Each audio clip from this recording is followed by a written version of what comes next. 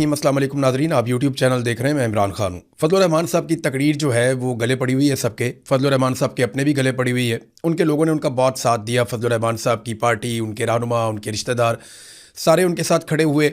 सबसे ज़्यादा जो एतराज़ हो रहा है वो फ़ज़ल रहमान साहब के एक जुमले पर हो रहा है। मुझे बहुत सारे लोगों ने पूछा कि जी आप बताएं ये जुमला ठीक है या गलत है।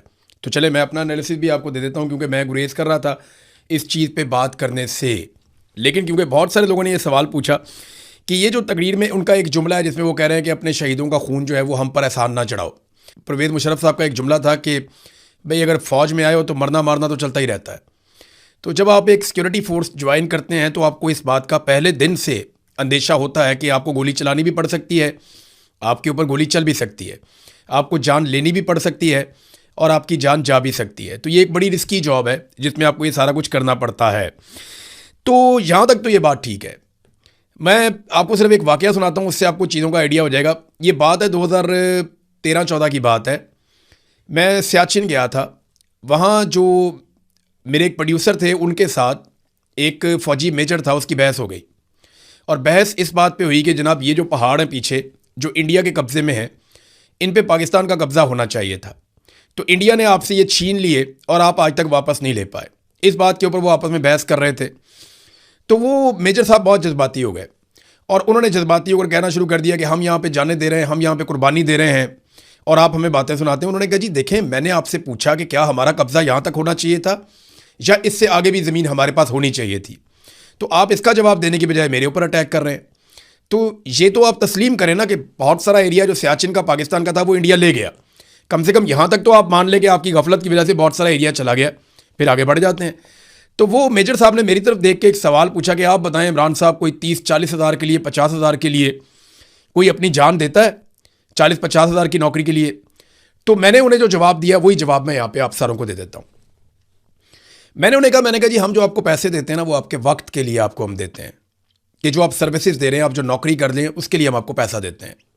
जैसा हम डाकिए को देते हैं, जैसा हम टीचर को देते हैं, जैसा हम पुलिस वाले को देते हैं, जैसा हम बाकी सेक्रेटेरिएट में काम करने वाले मुलाजमीन को देते हैं, ऐसे हम आपको भी तनख्वाह देते हैं। जैसे बाकी इदारों में तनख्वाह मिलती है, आपके इदारे को भी तनख्वाह मिलती है। तो इसमें अलग चीज़ क्या है, सबकी अपनी अपनी अलग अलग ड्यूटी है। वो कहते हैं लेकिन आप बताएं कि कोई अपनी जान देता है इतने पैसों के लिए? तो मैंने कहा देखें, चाहे आपके इदारे का आदमी हो चाहे किसी भी इदारे का आदमी हो, जो भी अपनी जान देता है ना उसके बदले में हम उसे पैसे नहीं देते, उसके बदले में हम उसे इज्जत देते हैं, उसके बदले में हम उसे प्यार देते हैं। और यही एक कौम दे सकती है अपने शहीद को। तो फिर मेजर साहब के पास कोई जवाब नहीं था उसके बाद, और ना उनके पास पूछने के लिए कोई सवाल था। तो ये जो सिक्योरिटी फोर्सेज हैं ये तनख्वाह लेकर काम करती हैं, ये बात बिल्कुल ठीक है फजल रहमान साहब की, उन्होंने गलत बात नहीं की। लेकिन जब ये लोग शहीद हो जाते हैं तो कौम इसके बदले में उन्हें प्यार करती है, कौम इसके बदले में उनका एहतराम करती है। और यही एक प्यार और एहतराम है, और एक जज्बा यही होता है ना कि मैं अपनी कौम के लिए जान दे रहा हूँ, मेरी कौम मुझे याद रखेगी, मैं हमेशा अपनी कौम की नज़रों में ज़िंदा रहूँगा, मेरे ख़ानदान वाले मेरे पे फ़ख्र करेंगे। यही एक बात होती है ना जो आप लड़ते हैं, कोई भी लड़ाई आप जब लड़ते हैं तो आपको ये होता है मैं अपनी कौम के लिए, अपने लोगों के लिए लड़ रहा हूँ। अरशद शरीफ के दिमाग में भी यही था ना कि मैं अपनी कौम के लिए आवाज़ उठा रहा हूँ, आने वाली नस्लों के लिए आवाज़ उठा रहा हूँ, लोग मुझे याद रखेंगे। आज लोग अरशद शरीफ को याद भी रखते हैं, प्यार भी करते हैं। लेकिन देखिए मसला तब पैदा होता है जब आप अपने ही लोगों को मारना शुरू हो जाते हैं, तो फिर लोगों को गिले शिकवे याद रहते हैं, कुर्बानियां लोग भूल जाते हैं। और यही इस वक्त पाकिस्तान में इदारों के साथ हो रहा है। ऐसा नहीं है कि इदारों ने कुर्बानियां दी, पुलिस ने सबसे ज़्यादा कुर्बानियां दी हैं। उसके बाद दहशतगर्दी की लड़ाई में फौज ने भी कुर्बानियां दी हैं, लेकिन सबसे बड़ी कुर्बानी जो दी वो पाकिस्तान के सिविलियंस ने दी हैं। सबसे ज़्यादा जानें सिविलियंस की गई हैं दहशतगर्दी के खिलाफ लड़ाई में, और वो सारे भी उतने ही बड़े शहीद हैं जितने बड़े हमारे सिक्योरिटी फोर्सेज के लोग शहीद हैं। ये सारे लोग जो है वो शोहदा हैं, तो सारों का एक जैसा एहतराम होना चाहिए ना। हम तो फ़र्क नहीं करते, लेकिन ये जो फ़र्क किया जा रहा है इस वक्त बलूचिस्तान की सड़कों पे 30 शोहदा के लाशें पड़ी हुई हैं, उनसे सौतेलों जैसा सलूक क्यों किया जा रहा है? मेरा ये सवाल है, को मुझे इसका जवाब दे दे। देखिए फजल रहमान साहब के जुमले में ये आप एतराज़ कर सकते हैं, जो लोग एतराज़ कर रहे हैं उस एक जुमले के ऊपर, वो जायज़ एहतजाज है कि आप शोहदा के बारे में आप इस तरह बात बेशक ना करें, लेकिन क्या शोहदा का एहतराम पाकिस्तान की रियासत कर रही है? मेरा सवाल ये है, क्या इन पुलिस वालों की जो वर्दी है वो ज़्यादा सस्ती है? क्यों उनके चेहरे जो है वो पाकिस्तान के टीवी चैनल्स पर नहीं दिखाए जा रहे? मेरा सवाल है, मुझे इसका जवाब दें आप। क्यों उन पर गमगीन नगमों वाले म्यूज़िक क्यों नहीं चलाए जा रहे? उनके ऊपर मोन्टाजेस क्यों नहीं बनाए जा रहे? क्यों उनके चेहरे बार बार टीवी चैनल्स पर नहीं दिखाए जा रहे? मेरा सवाल है, मुझे इसका जवाब दें। क्यों अभी तक ISPR की जानिब से इन शोहदा पर कोई नगमा जारी नहीं किया गया? मेरा सवाल है। मुझे इसका जवाब दें। क्यों अभी तक नेशनल मीडिया को जाए वकुआ पर नहीं ले जाया गया? मेरा सवाल है ना, मुझे इसका जवाब दें। अभी तक क्यों वॉर रूम नहीं बनाकर दिखाए गए मीडिया के ऊपर, जो हमेशा बनाकर दिखाए जाते हैं? क्या ये जो पुलिस वाले हैं इनकी वर्दी सस्ती है, या ये कौम के बेटे नहीं है, या इनका खून सस्ता है? मेरा सवाल है ना, देखें, जब शहीद की इज्जत होगी तो सबकी इज्जत होगी।